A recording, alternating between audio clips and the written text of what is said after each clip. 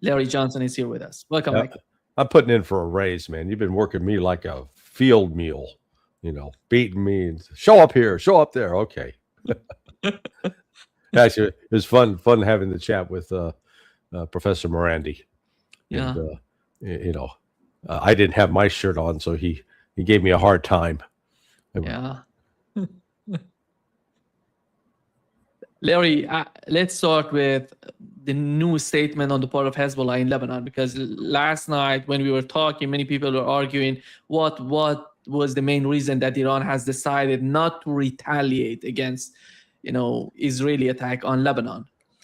And as Professor Marandi last night said, that there is some sort of concession in this new text between Iran and the United States that may benefit Lebanon in a long run. Mm-hmm. And the statement today by Hezbollah, I think, but before going to the statement, we had Lebanese people going to the southern part of Lebanon. They're so happy right now because they're getting back to their homes. Israelis are still there, but it seems that they cannot do much about it because a huge, crowd is going to the southern part in those cities, in Nabatea, Tyre, and those cities in the southern part of Lebanon, which were bombed by Israelis.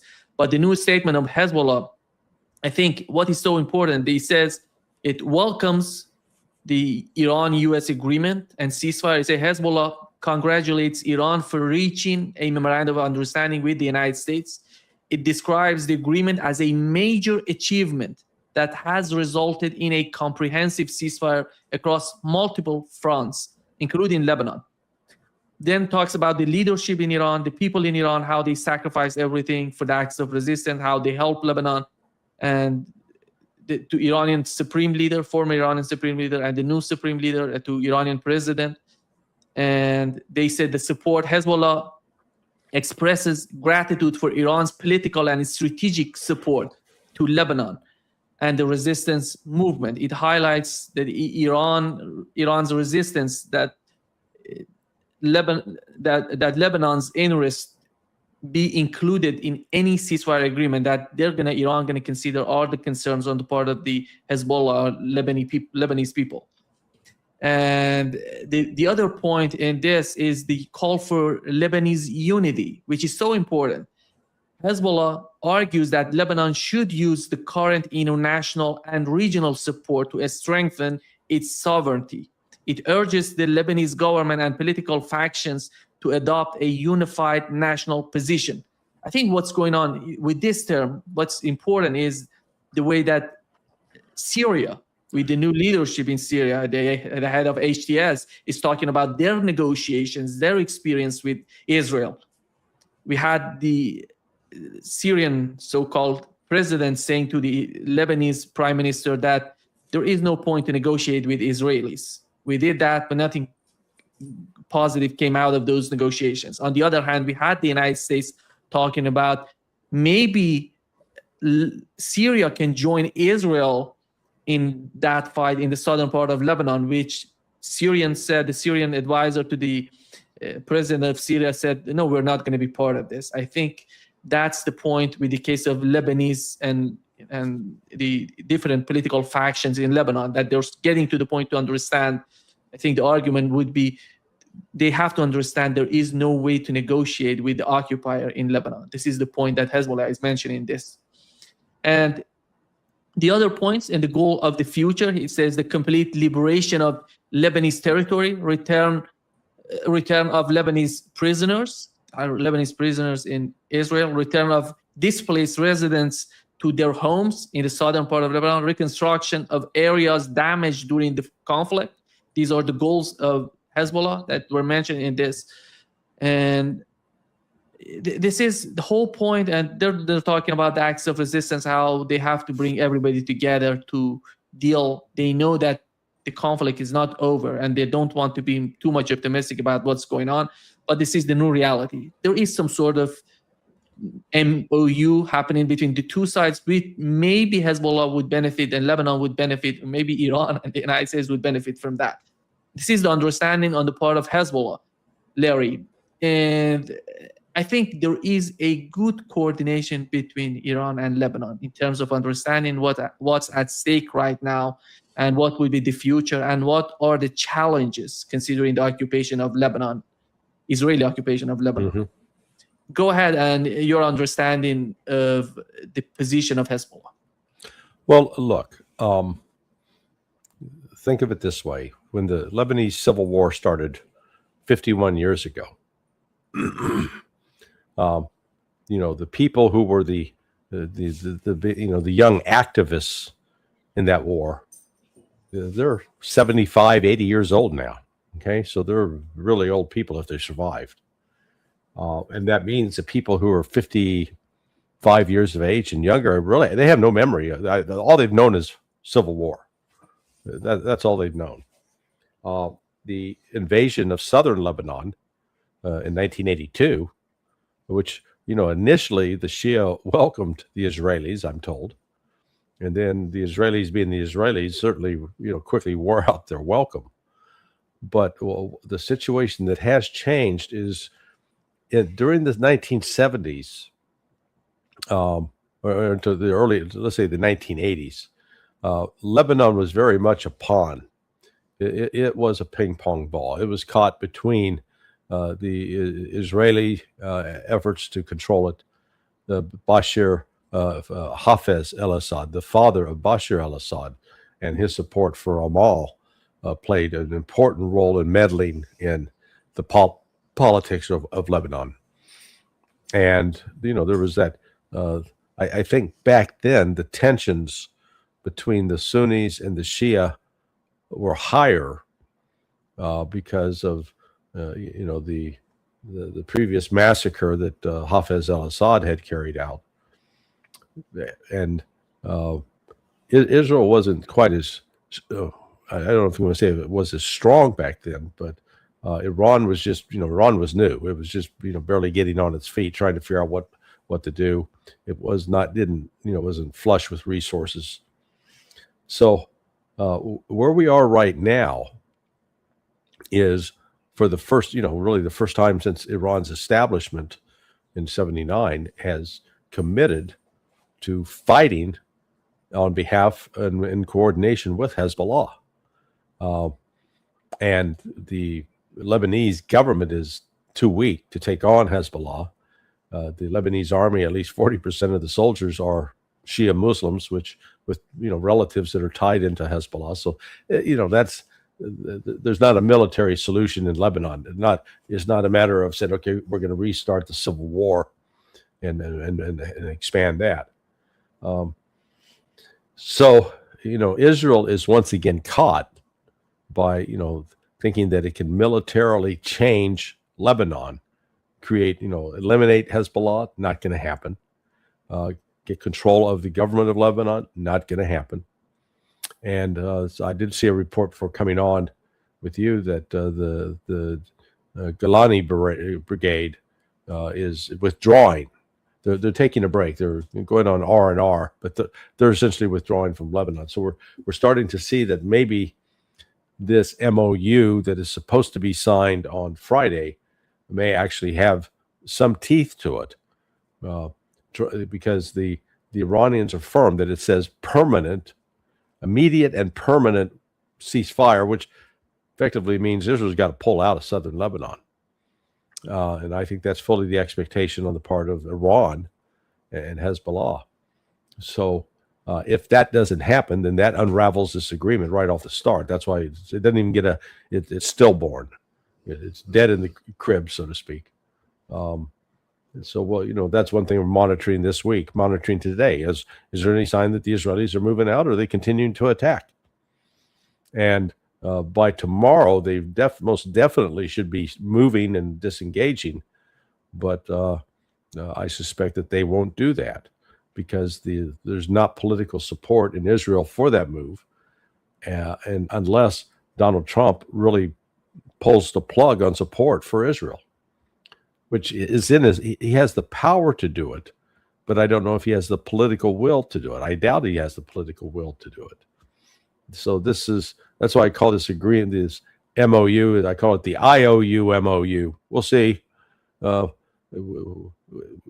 because it's not guaranteed that it's going to be signed, and we don't even have clarity yet on to look at what the document the United States has with the document Iran has. Let's see them both. Put them out there.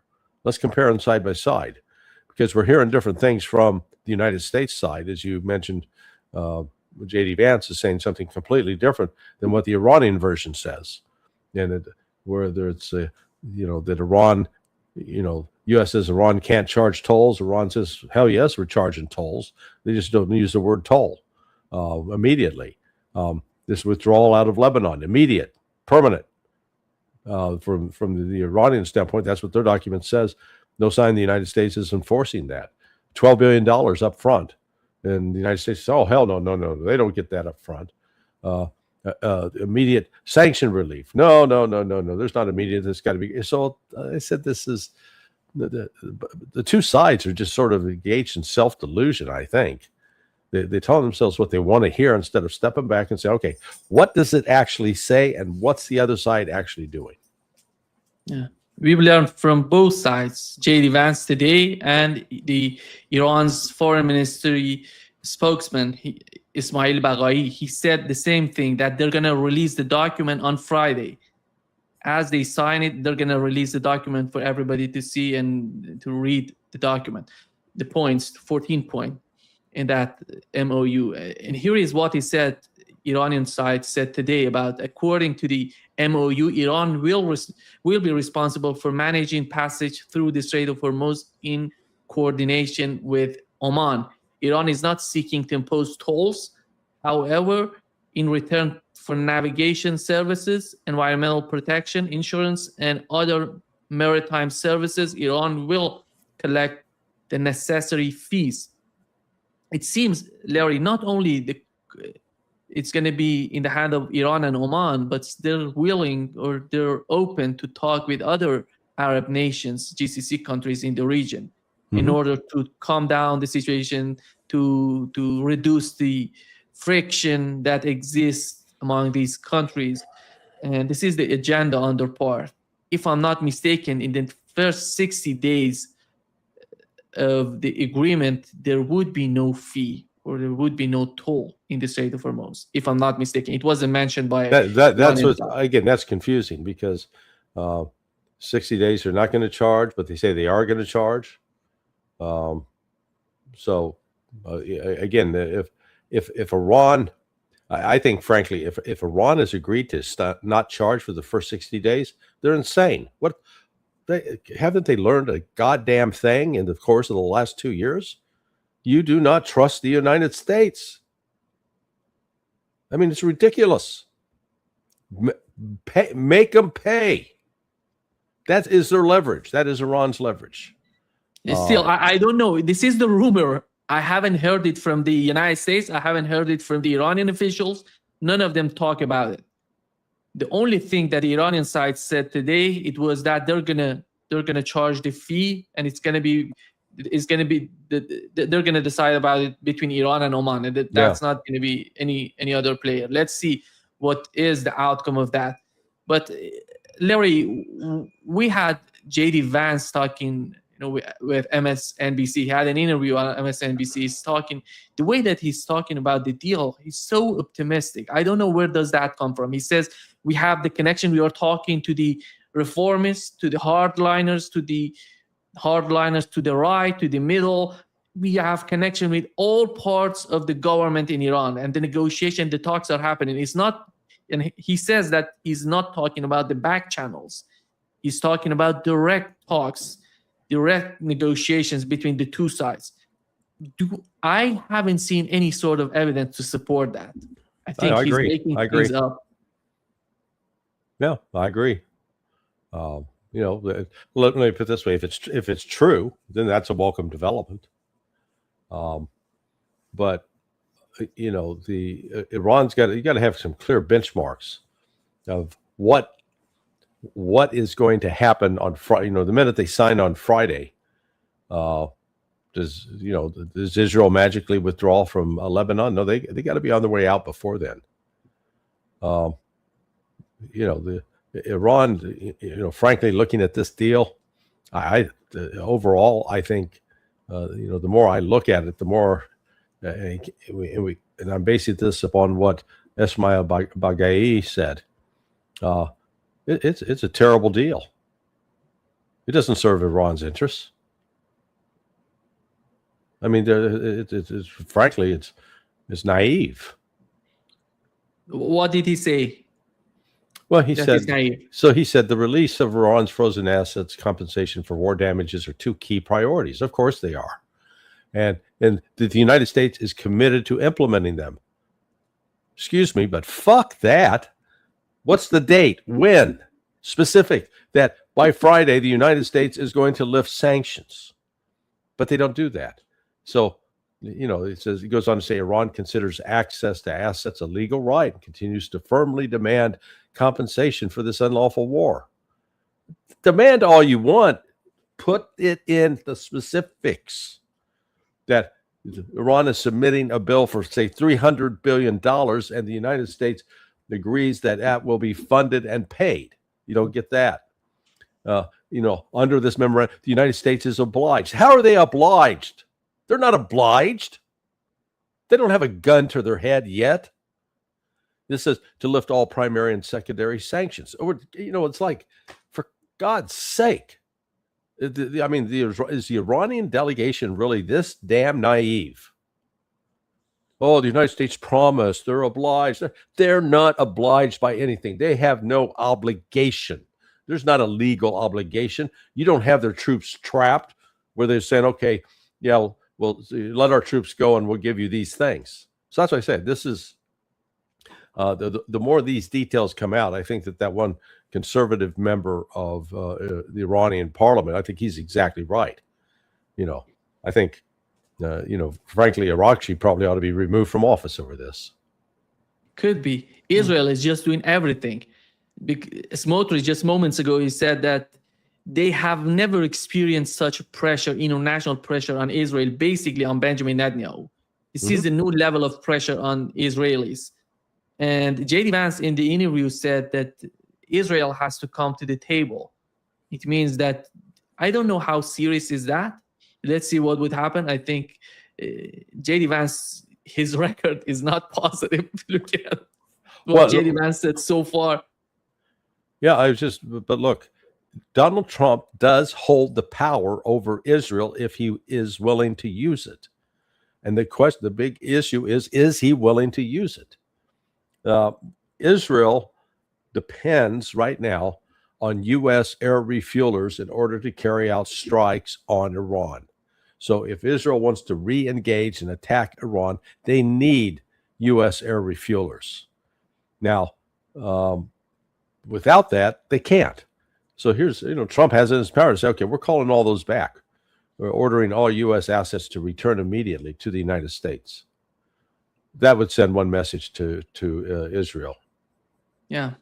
Here is JD Vance. We are extending an open hand to Iran. If they want to change their relationship with us, we will change our relationship with Iran. And I think it's too far to say that, because you're fighting. You basically are fighting each other right now.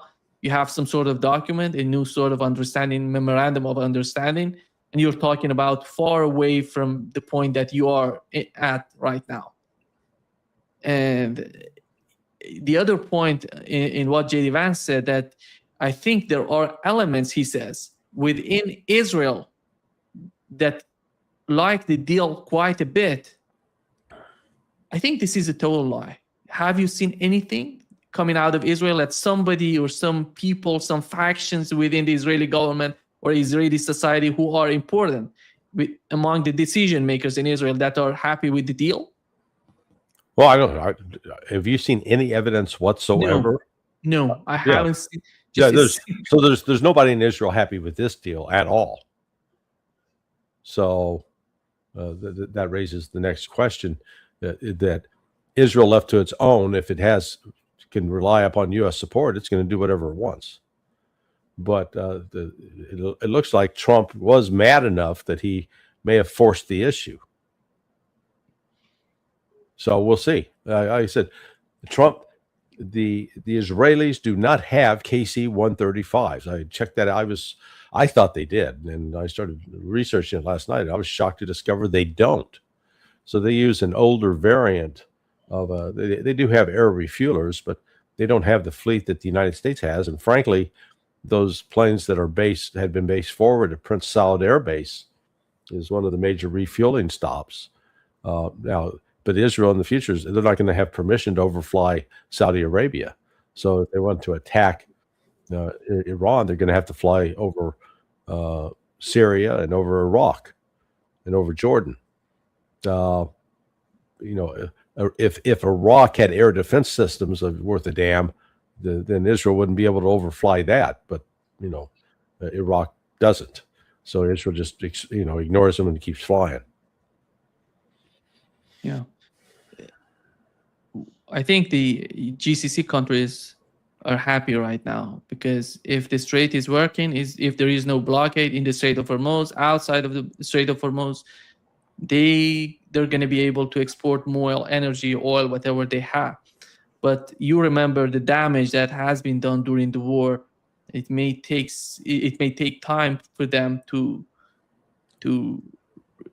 Oh no! Wait a second. It's don't say may take time. It is going to take time. There is physical damage to oil wells, and especially in Qatar to the liquid natural gas facility, that some say is going to take a year to repair. And if that takes a year to repair, that means the whole issue of helium production, man, that's out the door. So right away, you're 10% down in liquid natural gas, 44% of the world's helium not coming out of the Gulf right now. So this, even if the Gulf is opened on Friday, unrestricted traffic, number one, you got all these ships that have been sitting there for 3 months. They've got barnacle buildup. They're not ready to go back to sea. They're going to have to be serviced. What is that? 200? I've heard as high as 1,000 ships, and some say that's just 200. But it's a large number of ships that are going to have to get serviced before they can even begin to go out back to sea. Then the damage. I don't think we've got a good, accurate assessment of the damage to the oil wells. How much can actually be pumped? How much can actually be put on board ships? And then once you get it on the ship, you're looking at anywhere from, I guess, the soonest it can get to a location might be a month. And in other cases, it could be 2 to 3 months. Those ships will be at sea, heading for the destination. So all this euphoria about, oh boy, the economy is going to turn around, like Trump says, it's not. And that reality is going to hit at some point. They keep pretending like, oh yeah, this is the relief, the oil shortage is gone. No, it's not. And I'm increasingly frustrated with what I see as just this insanity. JD Vance describes the agreement as, he says, it's fundamentally built around a two-step verification process. We say to the Iranians, you are welcome to have access to an unsanctioned economy. You're welcome to be reinvited into the world economy, but only if you honor the commitments that you make in this agreement. To be honest, I see no commitment in this agreement for Iranians. I don't know, other than Iranian nuclear program, what are the commitments? And because in terms of the Strait of Hormuz, it seems that the Israeli attack on Lebanon and the Iranian response, Iranian retaliation, somehow forced the Trump administration to put that line about the Strait of Hormuz, to put that line about Lebanon in the MOU, as it was mentioned last night by Professor Marandi. That's my understanding. But the commitment that he keeps talking about, it's all about nuclear program.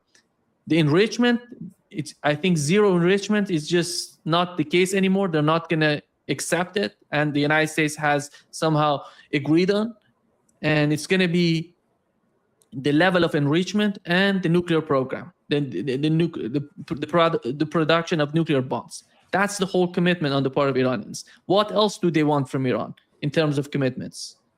Yeah, no, well, that's why I said we don't know. It's nothing spelled out. Again, Iran has released a document saying, okay, this is what we've agreed to. U.S. hasn't. So until the United States releases a document, all we're doing is, wasting time speculating. We don't know. All we can do is go off what have, we got what JD Vance has said. We've got anonymous U.S. government officials saying the exact 180-degree opposite from what Iran is saying. Someone's lying. Real simple. And like Bagay said, the release of Iran's frozen assets and compensation for war damages are two key economic priorities, and that the U.S. is committed to implementing them. Okay, when? Now, immediately, up front? 60 days from now? 90 days from now? Next year? Yeah, this is where you're going to do this kind of agreement. Spell this stuff out specifically. Who does what and when do they do it?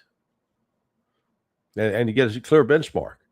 So, the United States says, okay, we want, we want you to sign this MOU on Friday, and Iran should say, great. Let's see that $12 billion now. Now, not promise us, oh, we'll get it to you sometime after you sign the agreement on Friday. No. That's not how this works. You've now got to put money in up front. And I think supposedly that was what Iran gained some concessions on that front yesterday, when after the Israeli attack on Dahia, Iran was going to pull the plug on the negotiations. The United States basically bribed them to stay on. Okay, specifically how much money, when is it released, etc. And that we don't know. I think my understanding, Larry, is that if they give the money to Iran, it's not going to be from the United States. It's going to give it through the GCC countries. And Donald Trump can come out and say, I didn't give anything to Iran. And it's GCC countries that is paying all of this. The fund for reconstruction, the frozen assets are going from UAE or from Qatar to Iran. I have nothing to do with all of that. Right. That could be the argument on his part. Sure. But there's still these are assets frozen in U.S. accounts, and they still have to be transferred out of U.S. accounts. And is Iran going to accept the payment in dollars or in Chinese yuan? No. I wouldn't be surprised to see him say we got to make the payment in yuan, because they're going to keep the money in Chinese banks, so it can't be touched by Western sanctions. And the reason I say this, because I don't know how come all of a sudden we see Qatar going to Iran 2 times and talking with it, because it was all about Pakistan doing everything, negotiating, sending messages, coming back and forth. And you see Qatar 2 times they're going, while the United States was attacking Iran, they were in Iran. Right. The night that they have announced the agreement, Qatari government, the delegation was in Iran. This is the question, I think, what they're doing there. Well, Iran has had a good relationship with Qatar. It goes back, 7 years, 8 years, when the Saudis and Emiratis tried to isolate and embargo Qatar. And the one country that provided humanitarian assistance and support was Iran during that time. So, and part of Iran's motivation is that the Qataris were willing to provide support and be a mid-station for getting aid and armaments and other material aid to Hamas. I think the outcome of this war is that all these GCC countries really want to improve the relationship with Iran. Well, I mean they've. It depends on the deal. Iran has had diplomatic relations with the Saudis since 2023, so it's been more than 3 years. That was restored, and that's real. They've had a longer relationship with Qatar. And they've even sent they've had the delegation exchange with the United Arab Emirates. So I think the Emiratis are starting to, see the writing on the wall that there may be a new sheriff in town, that Iran's position is going to grow stronger, and that of the United States is going to grow weaker. So they're not going to tie themselves necessarily to the United States. Yeah.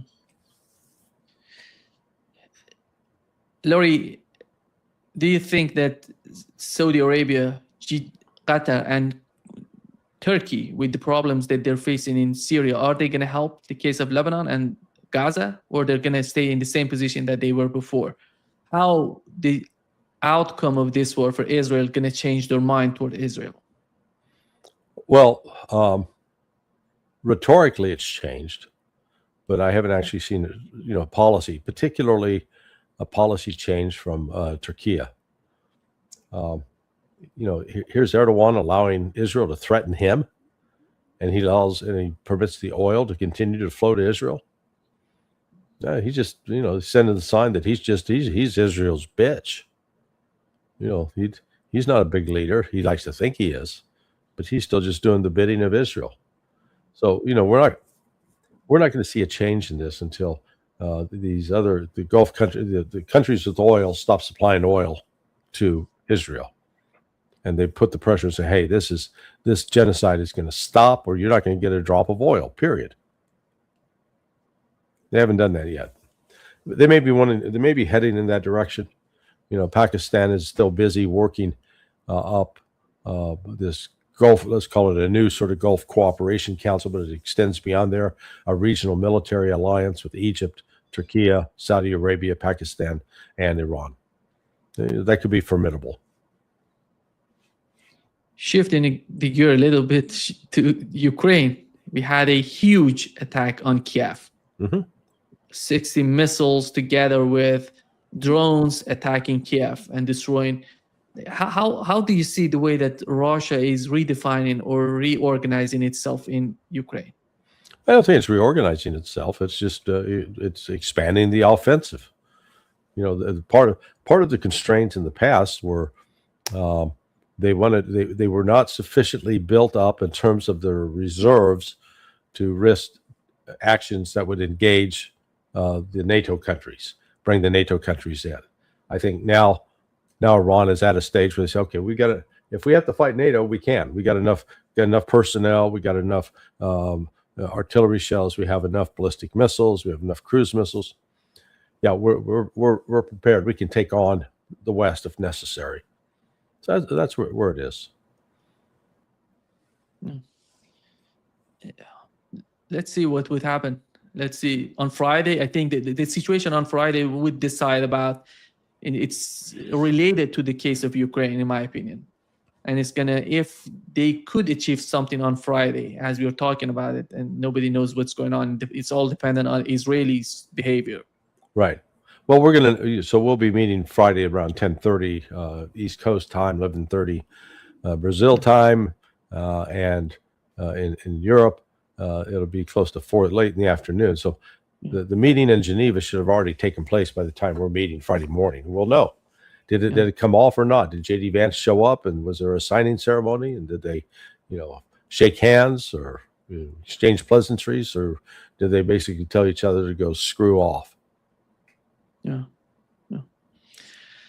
Thank you so much, Larry. All right, my friend. Yeah, let's see how this bit of chaos erupts this week. Exactly. All right, we may talk to you before Friday. Exactly. Sure, I'm sure about that. All right, my friend. Bye-bye.